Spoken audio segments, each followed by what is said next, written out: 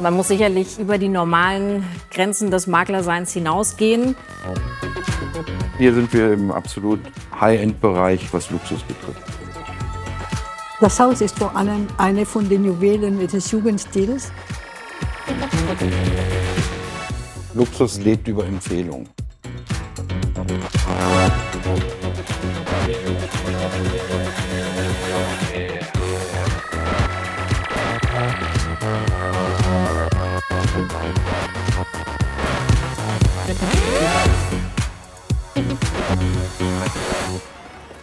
Wunderbar, Herr Niemann, vielen Dank. So, Eine Baustelle in der Wiesbadener Innenstadt. dann gehen wir einmal hoch zum Fahrstuhl. Also insgesamt haben wir hier 66 Wohneinheiten. Hier unten im unteren Bereich haben wir den Concierge-Service, die Lobby. Momentan sind wir beim Stand, dass 70% bereits verkauft sind. Was ist denn das Besondere hier an dem Gebäude? Das ist eindeutig die Lage, weil es wird in so einer Lage in Wiesbaden keinen zweiten Wohnturm geben. Also es ist wirklich ein Landmark-Projekt. Und die Blickachsen, die man dann von den einzelnen Etagen hat. Und natürlich auch die Annehmlichkeiten wie Concierge-Service, Spa-Bereich, der für die Turmbewohner entsprechend exklusiv zu nutzen ist. Das sind so die Besonderheiten. Mira van der Zalm vermittelt Millionen Objekte an eine anspruchsvolle Kundschaft. Ihr Begleiter schaut sich die Wohnung auf Wunsch eines Interessenten aus dem Ausland an. Wir fahren in das Penthouse, in die 21. Etage. Und das Penthouse an sich ist natürlich auch eine einzigartige Wohnung, weil sie die komplette Etage umfasst mit fast 476 Quadratmetern. Und sie geht über 2 Etagen. Das heißt, wir haben eine Raumhöhe von 5,15 Meter, was auch einzigartig ist. Also das gibt ein ganz besonderes Raumgefühl. Aber das werden wir gleich erleben, wenn wir oben sind. Was soll die kosten? Da liegen wir bei knapp 12 Millionen Euro, also ca. 25.000 Euro den Quadratmeter. So, hier sind wir jetzt auf der Dachterrasse, 22. Obergeschoss. Und jetzt gehen wir hier über die Außentreppe in das Penthouse rein. Die Aufzüge sind noch nicht in Betrieb. So, dann sind wir jetzt hier auf der Penthouse-Etage. Und dort kommen die 2 Aufzüge unten von der Lobby bis hier oben an. Hier ist einer der beiden Wohnungseingangsbereiche und hier eröffnet sich schon der traumhafte Blick und natürlich diese spektakuläre Raumhöhe. Das ist schon einmalig. Und das musst du jetzt einfach mal auf dich wirken lassen, diese 5,15 Meter Deckenhöhe und Rundumverglasung. Da natürlich die Blickachse, die das ganz besonders macht, mit dem Blick auf die russische Kapelle. Und ich sag mal, wenn man irgendwie ein Schlafzimmer hätte mit dem Blick morgens, der geht, glaube ich, nicht. Ich liebe meinen Beruf, weil jeder Verkauf ist neu, ist anders. Man erlebt immer wieder tolle Immobilien. Man hat aber auch nicht nur auf der einen Seite mit dem Produkt zu tun, sondern ja auch mit der Verkäuferseite auf der einen Position und der Käuferseite auf der anderen. Und die zusammenzubringen, das ist immer wieder eine große Herausforderung, weil natürlich auf beiden Seiten 2 Persönlichkeiten stehen oder auch 4. Und natürlich Emotionen auch immer eine große Rolle spielen. Und da ist schon auch sehr viel Fingerspitzengefühl oft gefragt. Das ist ja die exemplarische Planung des Bauträgers und Projektentwicklers. Momentan haben wir ja hier, wo wir jetzt gerade reingekommen sind, den Entry-Bereich. Dann haben wir oberhalb dessen eine Galerie, die angedacht ist. Hier haben wir dann einmal Dressing Room mit den angeschlossenen Schlafzimmern, Badezimmern en suite, Guest Apartment, Guest Room. Hier hinten Salonbereich, der natürlich auch anderweitig genutzt werden kann. Und hier dann die Main Kitchen mit der großen Side Kitchen und der Storage Kitchen, wo letztendlich wirklich gearbeitet wird. Also das sieht man ganz häufig in solchen hochwertigen Objekten, dass es eine repräsentative Küche gibt und eine, in der dann wirklich gearbeitet wird. Gibt es. Ja. Und das ist jetzt momentan der angedachte Plan. Aber wie gesagt, da sind noch alle Möglichkeiten offen. Von Seiten des Projektentwicklers gibt es natürlich auch schon Entwürfe und auch Visualisierungen. Hier haben wir dann einmal den Turm, also das ist genau die Blickachse, die wir jetzt vor uns haben. Hier haben wir dann eine Innenvisualisierung des Badezimmers mit einer freistehenden Badewanne und diesem phänomenalen Blick. Hier hätte man diesen Bereich, wo die Galerie entsprechend mit eingebracht ist. Das wäre hinten der Esszimmerbereich. Und hier vorne wären wir wieder genau dort, wo wir jetzt uns momentan befinden. Und da natürlich auch wieder diese spektakuläre Raumhöhe, die man mit reingebracht hat. Glauben Sie denn wirklich, dass Sie die Wohnung für 12 Millionen Euro verkaufen können? Also wir hatten schon konkrete Interessenten, da ist es dann an anderen Faktoren gescheitert, aber Interesse ist durchaus gegeben. Erwartet Sie eine ganz schön ordentliche Provision? Darüber möchte ich jetzt nicht sprechen. In der Nähe der Baustelle ein Architekturbüro. Jürgen Willen und sein Team sind Global Player im Luxussegment.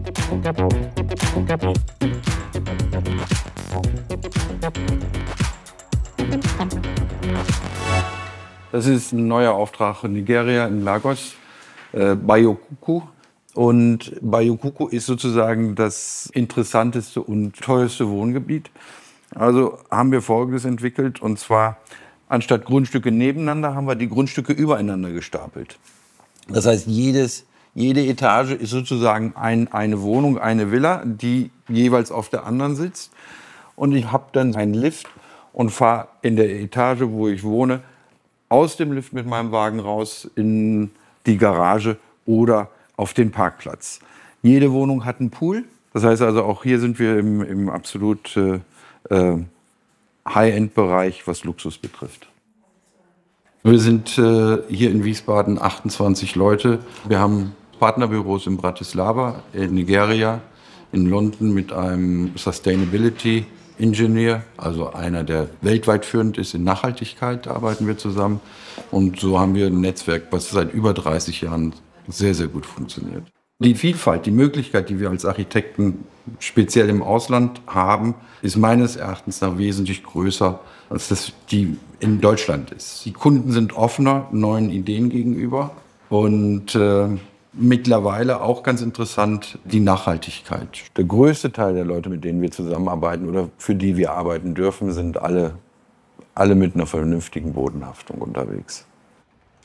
Luxus lebt über Empfehlung. Und wir haben die Chance gehabt, 1, 2 super Objekte bauen zu dürfen. Und da wurden wir dann weiterempfohlen. Ja, das ist der sogenannte V- oder Victory Tower. Bauherr eine Person, die im Öl- und Telekommunikationsgeschäft unterwegs ist in Afrika. Ein Teil ist sozusagen das private Wohnhaus für ihn, für die Familienmitglieder. Und der zweite Teil, man sieht es schon an dem Telekommunikationsturm, ist der Büropart, in dem die Headquarter seiner einzelnen Firmen untergebracht sind. Und da ist ein sehr dominanter, aber sehr herzlicher Bauherr ist, haben wir gesagt, Victory. Und diese Geste gefällt ihm sehr gut. Wie geht man dann mit solchen Kunden um? Gibt es da Regeln? Wir haben eine Sozialgesellschaft. Wir setzen uns zusammen, vereinbaren etwas, erarbeiten es, präsentieren und dann war es das. Hier in diesen Ländern, wo wir hauptsächlich unterwegs sind, sind das Beziehungsgesellschaften. Das heißt, man muss erstmal eine gewisse Beziehung, ein Vertrauen aufbauen. Und wenn dieses Vertrauen da ist, dann kann man recht frei arbeiten. Wie schafft man das? Indem man das liefert, was man verspricht. Bei ihm wurde das Eis gebrochen. Also wir saßen an einem riesenlangen Tisch und er am Kopfende mit seinen Bodyguards und ich am anderen Ende und habe versucht, ihm etwas zu erklären von seinem Gebäude. Und das ging halt schlecht auf die Distanz, also bin ich aufgestanden mit meiner Skizzenrolle zu ihm gegangen, habe mich neben ihm gesetzt und da kamen schon die Bodyguards und dann sagte er nur, So hat er die Bodyguards zurückgewiesen und guckt mich an und sagte, you really got balls.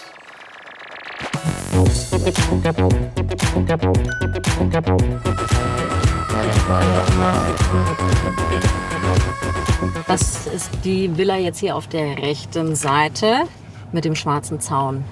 Die Villa habe ich verkauft und mit der Eigentümer bin ich auch immer noch befreundet. War ein schöner Verkauf. Wir verkaufen Villen, Einfamilienhäuser und Eigentumswohnungen, Penthouse-Wohnungen im Hochpreissegment.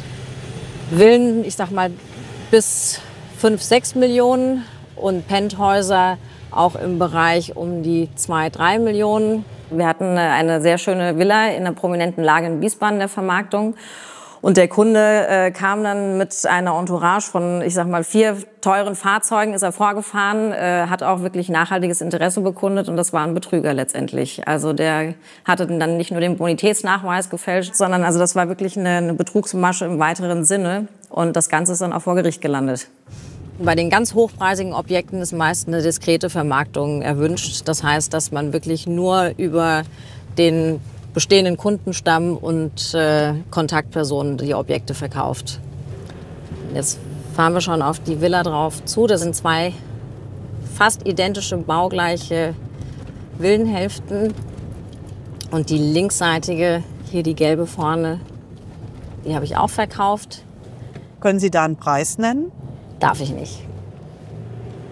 Können Sie alle Häuser einfach so zeigen, die Sie verkauft haben?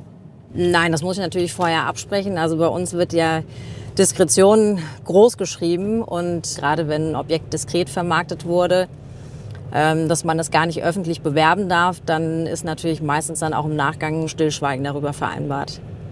Jetzt kommt gleich ein modernes Haus mal. Das ist jetzt das moderne Haus hier auf der linken Seite. Also es ist definitiv eine Prestigewohnlage hier auch. Die Kunden kommen aus ganz unterschiedlichen Bereichen, von CEOs von großen Firmen, Anwälten, Ärzte, bekannte Persönlichkeiten aus dem gesamten Bundesgebiet. Früher hatten wir auch viel russisches Klientel, was seit dem Ukraine-Krieg natürlich weggefallen ist. Und auch viele arabische Kunden, das ist aber seit der Corona-Krise fast gänzlich weggefallen.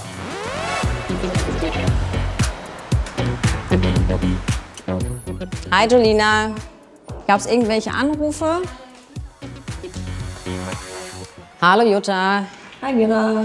Sind die Fotos angekommen? Angekommen. Ja super, dann können wir ja gleich da weitermachen. Dann, Absolut. Ja, setze mich gleich dran. Also wir arbeiten grundsätzlich mit einem Fotografen zusammen, der für uns die hochwertigen Bilder erstellt, weil natürlich die Ansprüche unserer Kunden entsprechend hoch sind an die Exposé-Erstellung. Also wir sind da relativ flexibel. Ich würde mich da nach Ihnen richten. Sagen Sie einfach mal, wann es Ihnen passen würde. Ja? 19 Uhr? Das passt. Okay, prima. Sehr gerne. Ebenso. Schönes Wochenende. Dankeschön. Tschüss. Wie viel verkaufen Sie denn so im Schnitt im Monat? Von bis. Es können manchmal 5, 6 Termine, Notartermine sein. Es können aber auch nur 2 sein. Das hängt ja, von den Objekten ab, die man im Bestand hat und natürlich auch dann den passenden Kunden. Also es gibt natürlich auch Monate, in denen wir nichts verkaufen und da läuft natürlich der ganze Kostenapparat im Hintergrund weiter. Die Büromiete macht natürlich einen entsprechend großen Teil der Kosten aus und das natürlich bedingt dadurch, in welcher Lage wir uns hier befinden. Also die Miete ist natürlich dann entsprechend auch im höheren Bereich. Und die Lage muss sein wegen Exklusivität. Richtig, und dass wir natürlich auch die entsprechende Laufkundschaft haben, die wir uns wünschen. Hallo Bärbel. Hallo. Termin erfolgreich hinter dich gebracht? Okay. Das sind meine Mitarbeiterinnen, Jutta und Bärbel. Jeder betreut seinen eigenen Kundenstamm, aber die Objekte sind quasi von jedem verkäuflich. Also die arbeiten sowohl auf der Akquise-Seite, Eigentümerbetreuung und Verkauf. Kannst du der Gabriele schreiben, dass wir spätestens 10 nach 4 weg müssen? Ja, das mache ich. Dass die informieren. Wie empfinden Sie denn die Kunden so? Also ich muss sagen, meine Kunden, mit denen ich bislang zu tun hatte, empfinde ich als anspruchsvoll, aber extremst nett. Und ich glaube, was unsere Kunden sehr schätzen, dass wir immer verfügbar sind, dass wir immer ansprechbar sind, dass wir schnell reagieren und agieren. Ich finde es auch sehr, sehr interessant oft, weil man ja mit sehr vielen Persönlichkeiten auch zusammenkommt, was immer sehr nette, interessante Termine, die dann stattfinden, die dann da sind, muss ich ganz ehrlich sagen. Aber es gibt bestimmt auch mal nicht nette Termine. Ja, die gibt's auch. Es gibt auch nervige Kunden, aber ich glaube, das gehört dazu. Oder es versetzen einen Kunden, die gerne eine Besichtigung haben wollen und man steht nun eventuell bei Hitze oder auch bei Regen auf der Straße und wartet und dann kommt nichts. Das finde ich schon sehr unangenehm. Gibt es aber auch Dinge, wo man sagt, das geht jetzt über den Maklerberuf hinaus?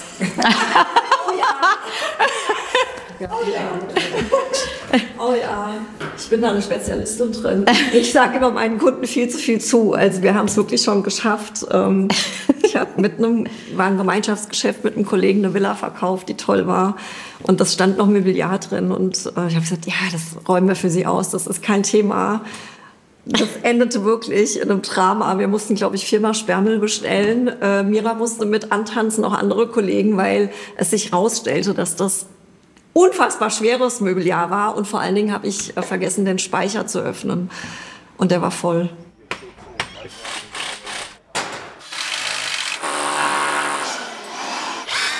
Wiesbaden-Sonnenberg. Eins von Jürgen Willens aktuellen Projekten. Baustellenbegehung mit Auftraggeber und Bauleiter. Morgen. Jetzt sehen wir noch gut aus.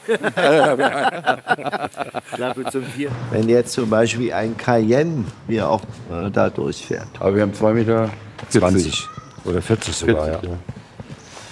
Damit das mal. Da kommt ja noch der Fußbodenaufbau drauf. Ja? Sieht schon. Wir liegen jetzt bei 2,45 Meter. Ja, passt.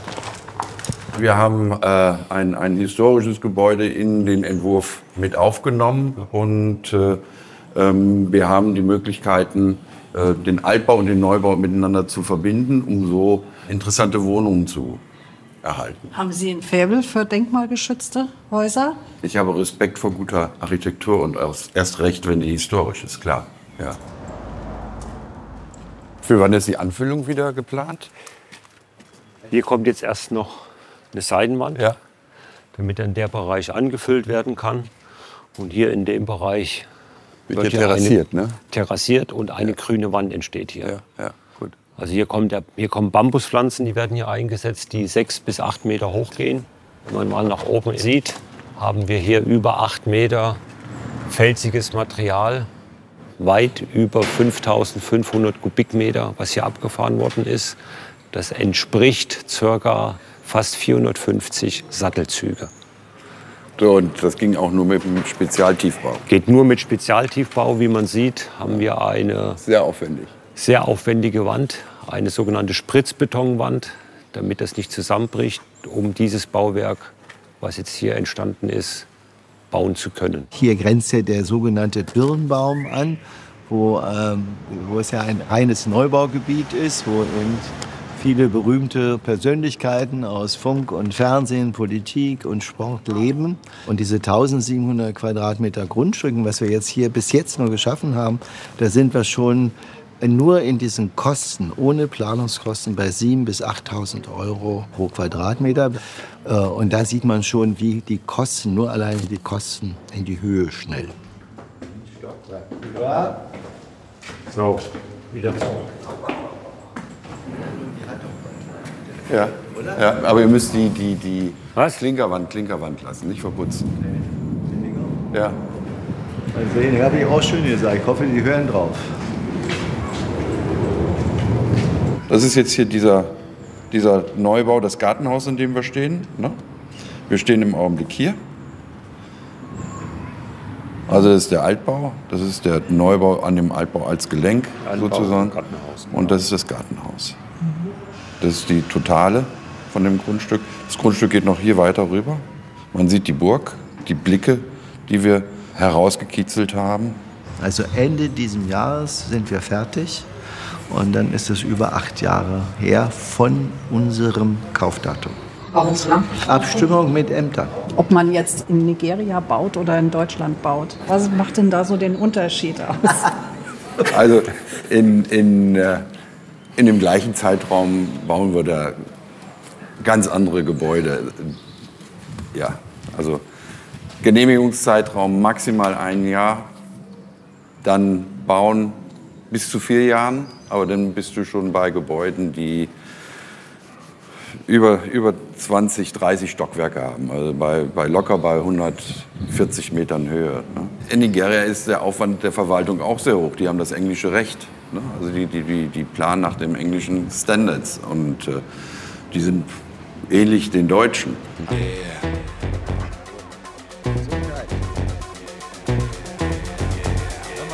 Jürgen Willen und sein Team bauen nicht nur Häuser, sie gestalten auch das Innere.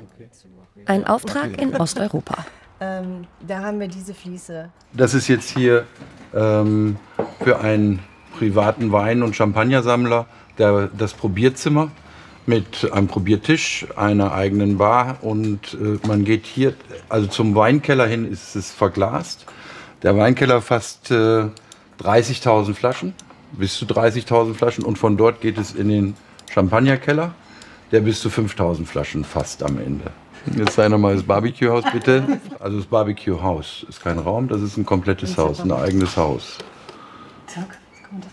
Mit einem Studio 54 im Keller. Einer eigenen Disco mit einer Tanzfläche natürlich, dann einem Bereich, wo die Band spielen kann. Da die Kunden ja über Empfehlung oder wir drankommen über Empfehlung, viele dann auch in diese Häuser wieder gehen, können wir nicht kopieren. Ne? Also jeder braucht was ganz Individuelles. Ne? Also das ist dann schon eine Aufgabe für sich. Preis spielt keine Rolle und das macht total Spaß, bei so einem Projekt zu arbeiten, wo man nicht aufs Geld gucken muss. Die deutschen Kunden sind recht bescheiden, zumindest in Deutschland. Ich glaube, Neid ist in Deutschland schon ein wirkliches Problem. Ne? Okay. Ne? Also der Nachbar, der neidet oder die Gesellschaft, die neidet. Ne? Die ausländischen Kunden zeigen gerne oder genießen gerne das, was sie haben.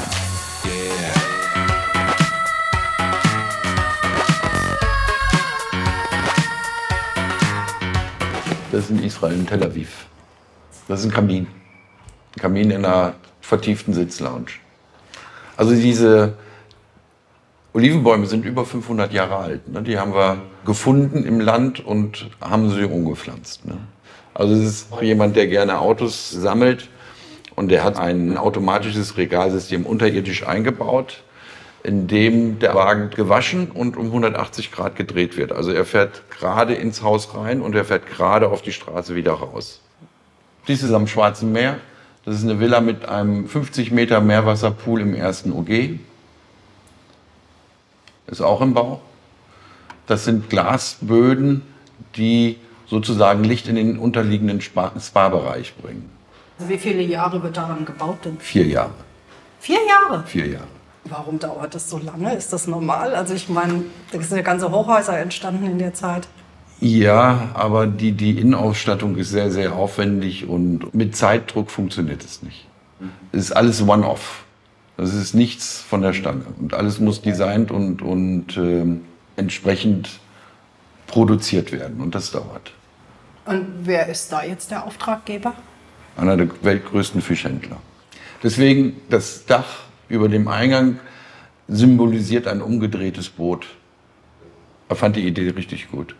Menschen, also mit so einem Auftragsvolumen, sind die entspannter, auch was das Geld anbelangt? Sitzt das Geld da lockerer? Das Sparen lernt man von den Reichen. Ne? Also die gucken schon genau. Die gucken genau und kennen auch Preise. Ne? Also das ist schon ganz interessant. Man kann nicht einfach etwas verkaufen und dann sagen, das kostet uns so viel, sondern es wird immer wieder geprüft, Qualität und Preis. Sind diese Menschen besonders schwierig? Es gibt viele, die sind wirklich mit beiden Füßen auf dem Boden geblieben, aber es gibt dann auch Leute, für die wir das dann eher nicht machen. Haben Sie auch schon mal Aufträge abgelehnt? Ja. Aus welchem Grund? Weil es zu kompliziert werden könnte und dann macht es keinen Spaß. Und wenn es keinen Spaß macht, bekommt man nicht das gewollte Ergebnis. Hallo Mira. Hallo Frau Nies, schön, dass es geklappt hat. Also Ja, wie wunderbar. Immer noch die letzte Drücker für mich. Kein Problem. Wir haben ja manchmal auch die Thematik, dass der Verkaufsgrund kein positiver Grund ist. Und da ist man natürlich dann als Vertrauensperson irgendwann auch in einer anderen Rolle. Nicht der Rolle des Maklers, sondern auch als Seelsorger, Freundin, Berater in verschiedenen Lebenslagen. Also das geht deutlich auch über das Maß hinaus. Das ist Frau Danielle Nees, Eigentümerin einer Villa, die ich in der diskreten Vermarktung habe. Und uns verbindet eine langjährige Beziehung schon. Vielen Dank. Dankeschön. Ja, wir haben ja nachher den Termin im Haus mit dem Architekten. Und der wird jetzt noch mal auf Kundenwunsch hin auch prüfen, inwiefern der Einbau einer Tiefgarage möglich ist und den Einbau eines Aufzuges im Gesindetreppenhaus. Das kleine Treppenhaus, aber da kommt man nicht mehr zu Fuß nach oben. Das müssten wir klären, ob das dann über eine Außentreppe entsprechend... Die nicht kriegen. Wir gucken, er hat gute Kontakte. Ja, aber trotzdem, Ja. ich bin der Meinung, man darf das Haus nicht verschänden. Ja, wir müssen natürlich gucken, was möchte der Kunde. Also das prüft er und dann war noch der Einbau eines Schwimmbades gewünscht. Also, wo ich Frau van der Sand kennengelernt habe, ich glaube, es hat sofort Tilt gemacht. Also, es war kurz nach dem Tod meines Mannes und man ist dann in dieser Periode, war ich ziemlich zerstört. Also, ich wollte eine Lösung finden. Ich wollte nicht mehr allein in diesem Haus bleiben, in dieser Umgebung, wo eigentlich nicht mehr mein Lebensraum war. Sie treffen sich auch privat, oder? Ja, ab und zu, ja. Also Es hat sich eine Freundschaftsverbindung hergestellt oder aufgebaut, ja. Das ist gewachsen. Das ist wie eine Beziehung, die wächst. Man hat ja sehr engen Kontakt, ist ständig im Austausch und irgendwann geht das dann auch in eine freundschaftliche Ebene über. Und dann haben wir uns öfter auch schon privat getroffen. Haben Sie das Gefühl, dass durch diesen privaten Kontakt es für Sie auch ein bisschen leichter wird, sich Ja, davon weil zu ich ja trennen? vertraue vor allem. Ich kann nicht dieses Objekt in Hand geben, jemand, wo ich nicht vertraue. Ich sage immer, manche Häuser haben eine Seele und dieses Haus hat eine Seele und ich möchte, dass diese Seele weiterlebt. Das Haus von Frau Nees ist ein Juwel des Jugendstils in Wiesbaden. Herr Nees hat das seinerzeit gekauft und er hat das wirklich von Grund auf wieder entsprechend restauriert und zum Leben erweckt, so wie es ursprünglich auch mal war. Herr Nees war Jugendstilsammler und hat das Haus als Schatulle für seine Jugendstilsammlung gekauft. Hallo Jürgen. Schön, dich zu sehen. Danke, dass es geklappt hat. Für denkmalgeschützte Objekte ist er der Ansprechpartner, der mir weiterhilft, wenn so komplexe Fragen von Seiten der Kunden kommen, wie Tiefgarage, Pooleinbau etc. So, dann sind wir auch gleich schon im Herzstück des Hauses, in der großen Eingangshalle mit diesem Wahnsinnslüster. Und das musst du erst mal auf dich wirken lassen. Klasse. Und auch der Erhaltungszustand. Also die haben auch wirklich immer wieder alles für das Haus getan, was gemacht werden musste. Und das sieht man auch an sämtlichen Details. Original. Einmalig.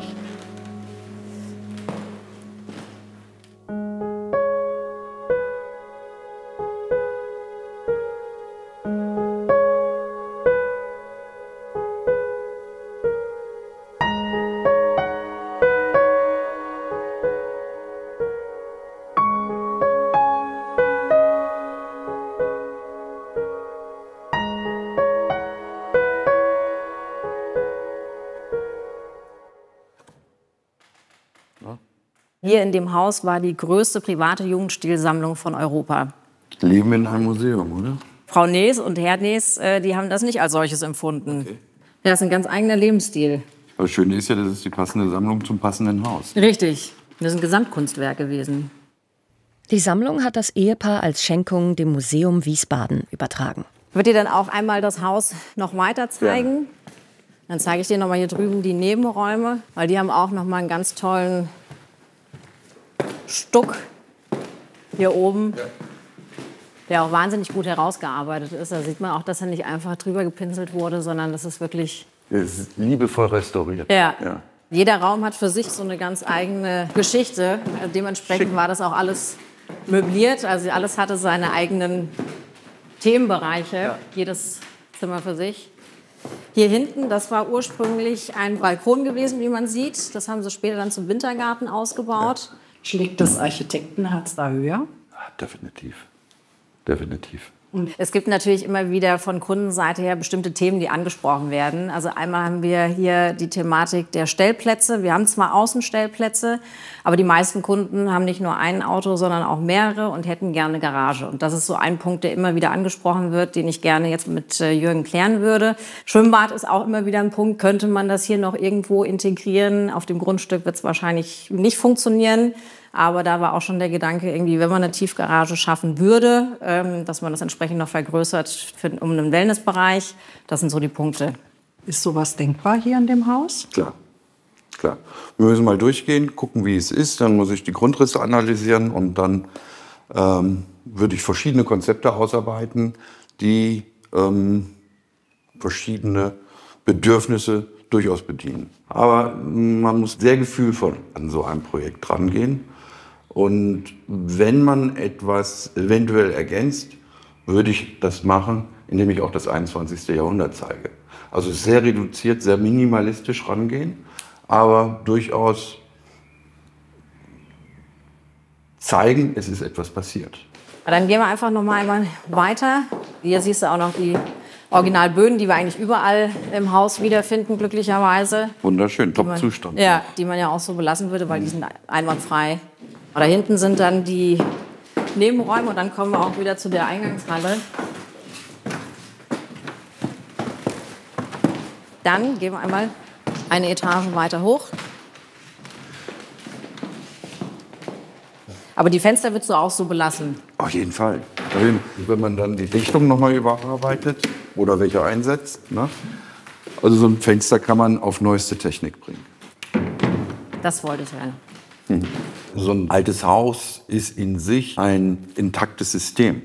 Und wenn ich jetzt anfange zu verschlimmbessern, indem ich neueste Industrie einbaue, dann funktioniert es oft nicht. Was würden Sie sich denn wünschen für das Haus?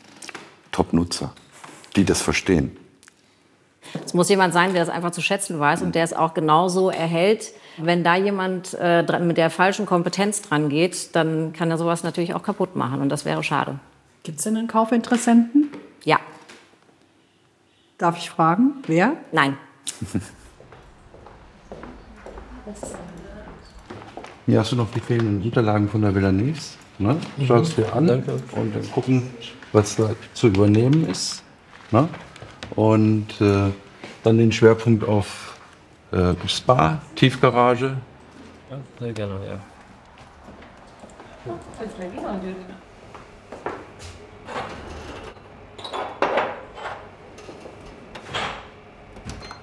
Sie arbeiten schon sehr viel. Das ist keine Arbeit. Mir macht es Spaß. Das ist mein Hobby. Also mein Vater war schon Architekt und ich glaube, ich war sehr nervig, weil ich sehr jung war und wollte immer im Büro sitzen. Habe dann in Deutschland und in England studiert, war unter anderem bei Norman Foster im Büro und habe an dem Turm der Olympischen Spiele, den Torre de Collserola in Barcelona, gearbeitet. Und war an für sich auf dem Sprung nach Japan, bin aber in Deutschland hängen geblieben, habe einen Wettbewerb gewonnen und dadurch bin ich selbstständig geworden. Und da war ich 27. Das ist mein Büro. Also wir sind sehr offen. Ne? Wichtig ist die Kommunikation und Teamarbeit. Aber das ist ja eigentlich ein sehr bescheidenes Büro hier. Ich sitze auch mehr im Team. Was bedeutet denn Luxus für Sie? Das verwirklichen zu können, was man sich wünscht. Können Sie sich selbst Luxus leisten? Das ist immer die Definition, was Luxus wirklich ist für jemanden. Also, ich lebe nicht schlecht. Das war aber nicht immer so. Nein, nein. Also in den Anfängen haben wir von der Hand in den Mund gelebt. Teilweise sogar Mitarbeiter, die bei uns gewohnt haben, weil wir konnten gar nicht entsprechend bezahlen, ganz zu Anfang, sodass die Mieten nicht zahlen mussten. Und durch viel harte Arbeit sind wir jetzt da, wo wir heute sind. Hat da die Familie auch drunter gelitten? Gelitten nicht wirklich. Also wenn ich Zeit hier hatte, habe ich die auch mit der Familie sehr intensiv verbracht. Wer ist denn eigentlich da oben, das auf dem Bild? Das ist mein Opa Paul. Der war ein Mann mit Lebensfreude. Ne? Also wenn man das sieht, ein Glas Wein, ne? Zigarette und 1, 2, 3, 4, 5, 6, 7, 8, 9, 10 und die 11. fotografiert höchstwahrscheinlich. Spiegelt das Sie so ein bisschen wider oder finden Sie sich in dem Opa wieder? Nein. Lach nicht.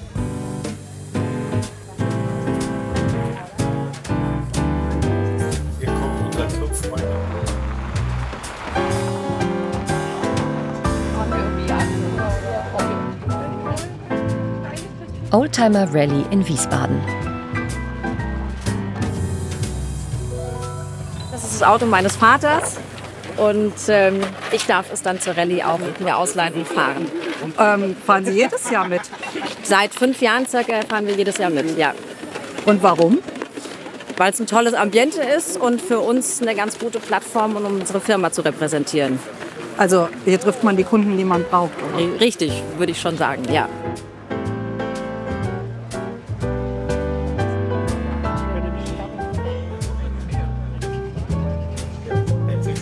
Darum sind sie auch wie ein Jagdflugzeug. Man sitzt hintereinander. Luxus ist für mich nicht an materiellen Dingen festzumachen. Das ist vielleicht für manch anderen so, aber für mich bedeutet Luxus Zeit mit meiner Familie zu verbringen, meinem Hobby nachgehen zu können. Das sind für mich meine Luxusmomente.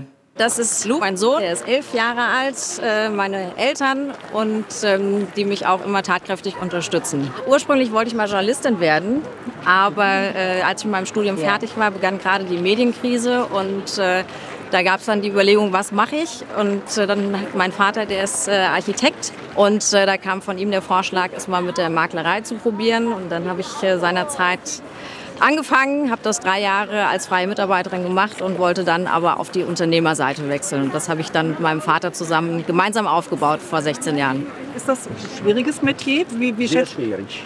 Das ist nicht so, wie man ein paar Schuhe verkauft. Ja. Leute müssen sehr viel Geld investieren. Ja, und da müssen sie Vertrauen haben und da muss man so eine gute Repräsentation haben. Wichtig ist, dass die Offenheit, auch charmant zu sein, das schätzen die Menschen natürlich als erstes erstmal. So kommt sie rüber, in meinen Augen, lass mal so sagen. Und ich könnte mir vorstellen, dass sich das auch über eine ganze Verkaufsverhandlung überträgt. Ja, wir sind überregionales Unternehmen. Haben Sie denn eigentlich schon mal von Kunden Avancen gemacht bekommen? Darüber möchte ich jetzt nicht sprechen.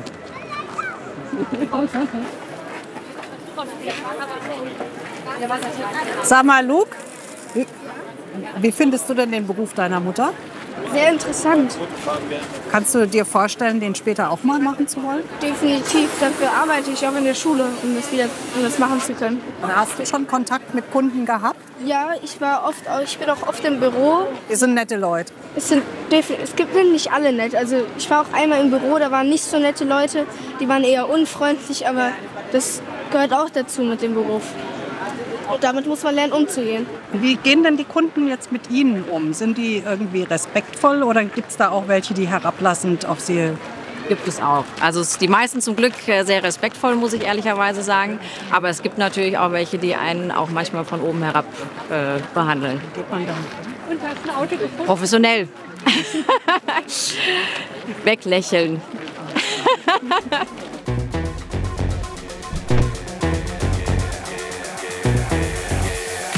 Ich fahre jetzt zum Modellbauer Andreas Grigori in Frankfurt. Der baut zurzeit ein Modell für das Danjuma-Projekt in Nigeria, Lagos.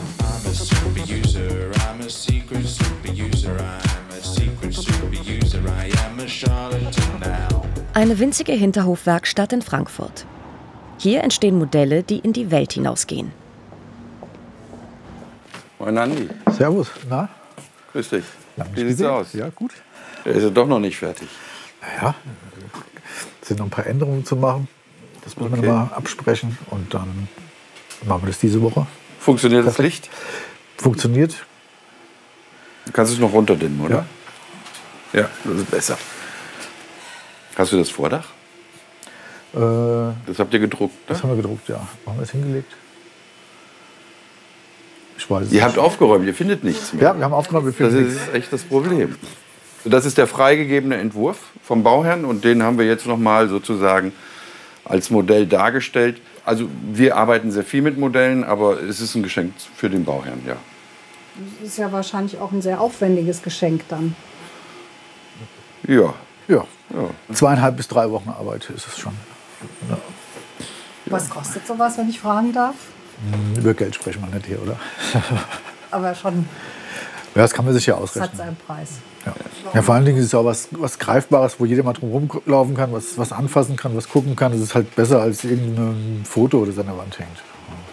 Ja, und die Frage ist ja, was schenkst du jemandem, der schon alles hat? Ne? Ja. So, und das ist natürlich auch ein nettes Giveaway. Ne? Ja. Bis wann muss es denn jetzt fertig sein? Sonntag geht der Flieger. Freitag. Ja, Freitag, dann weiß ich sicher, Also dass du wenn Samstag mit dann abholen es schlecht läuft beim Andi, dann um 11 Uhr ist der Flug, also dann 9 Uhr am Airport, am Sonntagvormittag. Also das ist so, er schwitzt genauso viel wie ich in dem Augenblick. Ja. Es kommt drauf an, wann die letzten Änderungen kommen.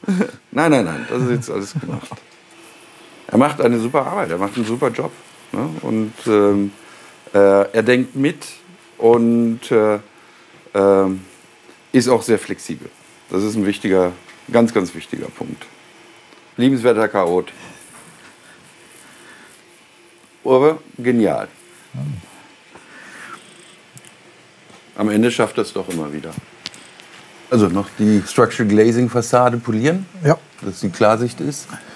Dann Haufen Grün, Autos gelb und weiß, das ist okay. Ein paar Leute, die Einfriedung. Ja. Zaun und Mauer, ich weiß. Und dann sehen wir uns Freitag 17 Uhr. Nein, Freitag 17 Uhr bin ich hier. Schau, wenn möglich würde ich es gerne mitnehmen. Ja. Ansonsten wirklich Sonntag Flughafen. Aber 9 Uhr, nicht später. Genau. Keine 5 Minuten später. Alles klar. Ja? Dann lass mich weiter. Tschüss, mein Lieber. Ciao. Tschüss.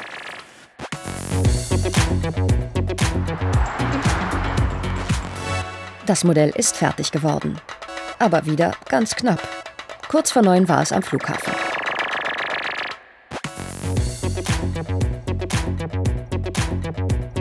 Ich treffe mich gleich mit Jürgen, der wird mir seine Entwürfe zeigen bezüglich möglichen Einbau, Tiefgarage, Wellnessbereich und Pool. Amira, hi Jürgen. Grüß dich. Wo fangen wir denn an mit deinen... Wir sollten nach unten gehen und die Straßenansicht anschauen, weil dann kann ich dir das am besten erklären, wie das mit der Tiefgarage funktioniert. Alles klar, okay, gut. Okay.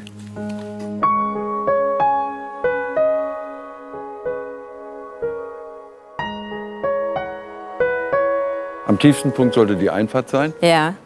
Dann brauchen wir 2,20 Meter, 2,30 Meter lichte Höhe.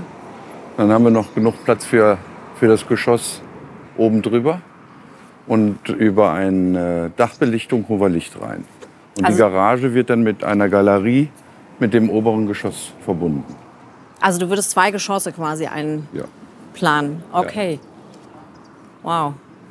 Ja, von der Höhe her müsste das ja passen. Muss man genau austarieren, aber es wird gehen. So, hier siehst du, wir haben verschiedene Möglichkeiten. Also das ist die Situation, wie sie momentan ist. Mhm. Das haben wir einfach mal überlegt, was passiert, wenn ich das Tor mit dem gleichen Stein verkleide, den ich hier rausnehme sozusagen, in Scheiben schneide und dann wieder das Tor damit dekoriere oder beklebe. Also dann fällt es gar nicht auf. Also dann sehr bescheiden und zurückhaltend. Und vom Denkmalschutz her siehst du da auch Möglichkeiten? Ist ja alles unterirdisch. Ne? Also von daher, so, dann könnte man hier den Bereich für Spa machen. Ne? Also man könnte mit einem hinterleuchteten Naturstein arbeiten oder in Kombination mit einem Limestone, der ja auch an der Fassade ist. Ja. So, oder komplett in Limestone das ganze Thema machen.